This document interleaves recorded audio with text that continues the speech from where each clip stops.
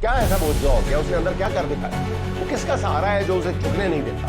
वो कुव्वत, वो ताकत, वो सहारा अर्श वाले के सिवा कोई और हो ही नहीं सकता। वो लोग जो इमरान खान की मजबूरियत पर दिल गिरफ्ता है, जो अपने हीरो के साथ उस जबर पर तन्हाई में रोते हैं, वो माएँ जो अपने बेटों से ज्यादा अडियाले के मुकीम के लिए दुआएं मांगती हैं, वो बूढ़े आदमी को उसके लिए दुआएं भी शब्द उठते हैं।